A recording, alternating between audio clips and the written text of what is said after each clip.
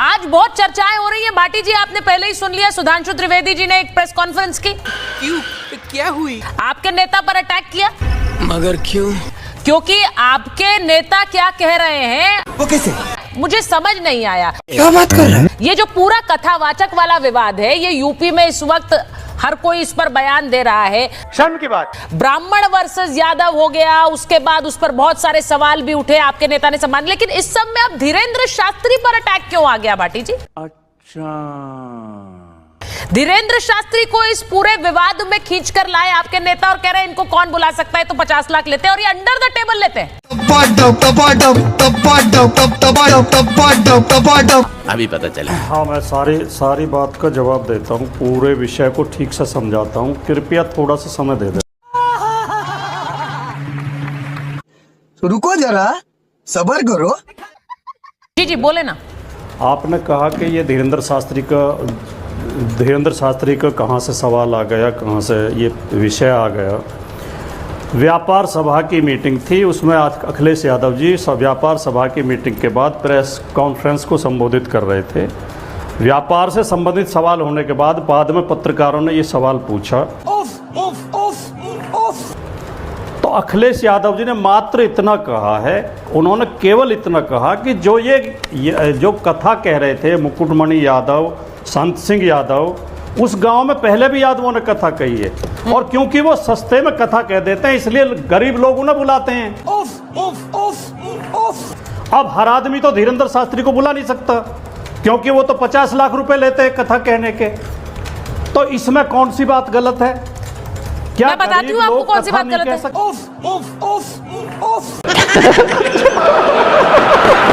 है। या यादव लोग कथा नहीं कह सकते?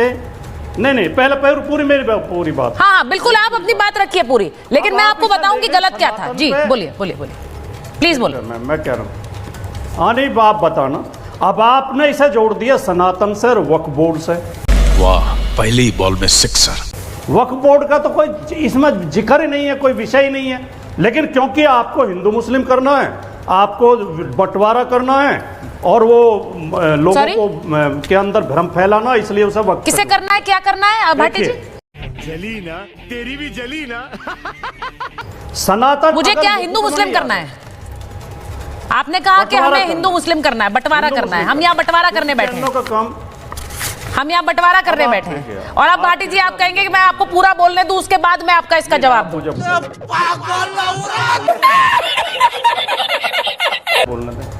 अब आप ये उम्मीद कर रहे हैं कि आप मुझ पर बंटवारे का आरोप लगाएंगे, हिंदू मुस्लिम करने का आरोप लगाएंगे, और मैं आपको पूरा बोलने दूं और इंतजार करूं अपनी बारी का। अब गलत आरोप लगाने पर और गलत बयान देने पर मैं रुक सकती हूं क्या? भाटी जी आप बताइए।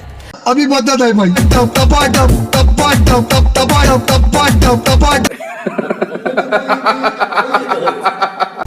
अगर हम सच बोलेंगे तो आप बोलने नहीं देंगे। ये सच है, मतलब यही हुआ सीधे। ये सच है। चैनलों का काम आजकल रह क्या गया है? नहीं, तो भाटी जी मैं आपसे पूछूं कि कथावाचक चाहे 50 लाख ले या 1 करोड़ ले, वो अंडर द टेबल कैसे है? पहली बात, कथावाचक अगर पैसे ले रहा है, मुझे नहीं पता है कि धीरेन्द्र शास्त्री कितने पैसे ले रहे हैं, मुझे नहीं पता है सच में। तो हम क्या बता रहे हैं बाबूजी? मुझे नहीं पता, और ना मैं ये कहती हूँ कि कथा ब्राह्मण ही करें। मैं तो खुलकर कहती हूँ कथा कोई भी कर सकता है, और मैंने महाभारत के पहले शोज में भी ये कहा है, कथा करने का अधिकार सबको है। जवाब देता हूँ, लेकिन आप ये बोलेंगे कि कथावाचक अंडर द टेबल पैसे लेता है। जवाब देता हूँ। हाँ बोलिए। एक बात का जवाब देता हूँ, एक बात का जवाब देता हूँ। आपकी औकात बता रहा हूँ सर, बुरा नहीं मानना सर। अगर वही भजन, वही कथा मुकुटमणि यादव और संत सिंह यादव गाएं तो सनातन कमजोर हो गया? बिल्कुल नहीं होगा। वही भजन और बिल्कुल नहीं होगा। गजब आदमी है यार, कौन कहाँ चलाएगा? धीरेन्द्र शास्त्री गाए, कृपया सुन तो लें। सुचरिता जी सुन। बोलिए। ऐसे नहीं, बीच में आप टोकेंगी तो बात हो ही नहीं पाएगी। नहीं बोलिए। मैं आपके कहे हुए शब्दों का ही केवल विश्लेषण कर रहा हूँ। क्या बात है सर, क्या बात है सर, क्या बात, ये बात है। हाँ। आपने कहा सनातन पे हमला है, सनातन से दिक्कत है, वक्त से दिक्कत नहीं है, सनातन को वो मिले तो दिक्कत है। वही कथा वही भजन संत सिंह यादव के हैं, मुकुटमणि यादव के हैं, तो सनातन पे हमला हो गया, सनातन कमजोर हो गया। वही कथा और वही भजन धीरेंद्र शास्त्री के है, तो सनातन मजबूत हो गया।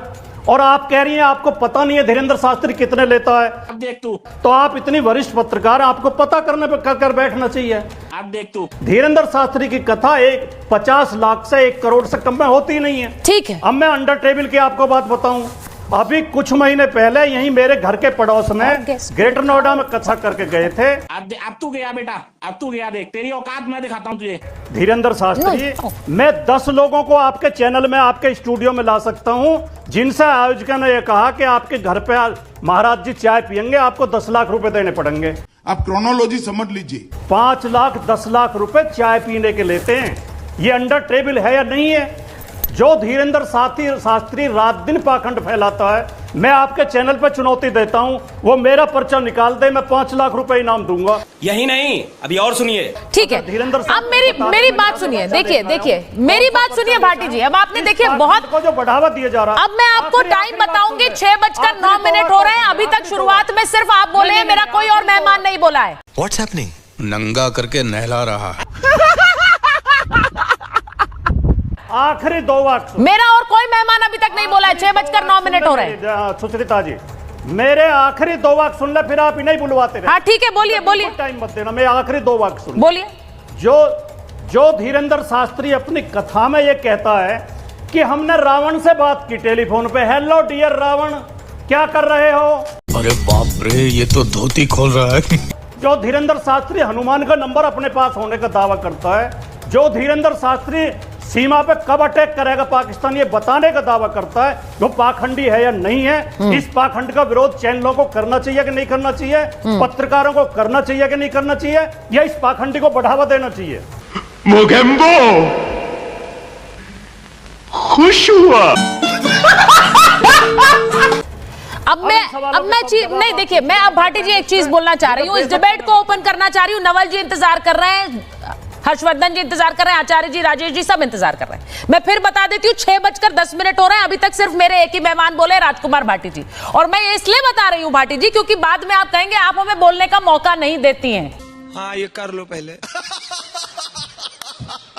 बड़े लोग हैं, पहले ऐसे करते होंगे। तो ये मैंने समय इसीलिए बताया है, सारे मेहमानों के सामने बताया है। अब मैं आपसे एक बात कहती हूँ, धीरेंद्र शास्त्री को मैं या तो एंडोर्स कर रही हूं, ना मैं उनके खिलाफ बोल रही हूं। धीरेंद्र शास्त्री की एक अपनी फॉलोइंग है, वो कथा कहते हैं, लोग उन्हें सुनने जाते हैं। कोई सेंस है इस बात की? पहली बात। दूसरी बात, आप उनके लिए हुए पैसे को अंडर द टेबल कहते हैं। मैं सिर्फ ये कहती हूं, मैं ये पूछना चाह रही हूं, यहां पर बैठे हुए हर्षवर्धन जी, मैं सिर्फ ये पूछना चाह रही हूं कि वक्फ के नाम पर जो वक्फ कर दी गई जमीन, जो वक्फ बोर्ड को दे दी गई जमीन, उस पर कोई सवाल नहीं है, वो दान कर दिया गया। मैं क्यों पूछ रही हूं ये सवाल? कैसा लगा मेरा मजाक? और अगर यहां किसी कथावाचक को दान किया जाए तो उस पर ढेर सारे सवाल हैं।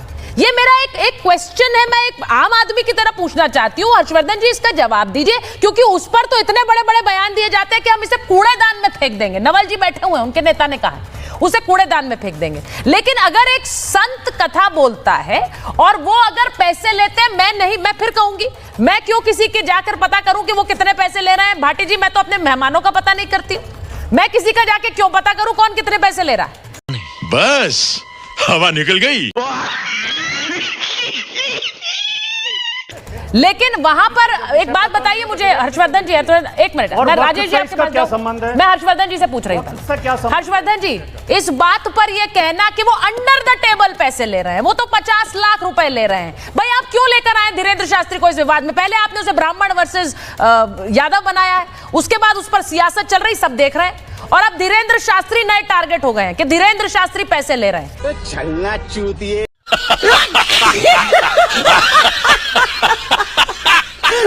साथियों फाइनली अपनी इस वीडियो का हो चुका है द एंड। उम्मीद है कि आपको हमारी ये वीडियो अच्छी लगी होगी। अगर वीडियो अच्छी लगी हो तो वीडियो को लाइक करके हमारे चैनल को सब्सक्राइब करके बगल में बने घंटी वाले आइकन को दबाकर ऑल को सिलेक्ट कर लेना, ताकि आगे आने वाली ढेरों रोमांचक व मजेदार वीडियोस की नोटिफिकेशंस आपको बिना किसी अड़चन के प्राप्त होती रहे। तो वीडियो को क्लोज करने से पहले साथियों आप सभी लोगों से गुजारिश है कि यदि आप लोग हमारे चैनल पर नए हैं तो चैनल को सब्सक्राइब कर लेना, और हाँ, वीडियो को लाइक करना तो बिल्कुल भी मत भूलना, क्योंकि आप लोग वीडियो तो देख लेते हैं पर वीडियो को लाइक और चैनल को सब्सक्राइब करना भूल जाते हैं। तो जल्दी से जल्दी लाइक और सब्सक्राइब भी कर लो यारो, क्या जाता है आपका, इसमें पैसे थोड़ी ना पड़ते हैं। तो साथियों अभी के लिए इतना ही, मिलूंगा नेक्स्ट वीडियो में, तब तक के खातिर स्वस्थ रहो, मस्त रहो और जहां भी रहो सबसे आगे और फर्स्ट रहो। टिंग टोंग।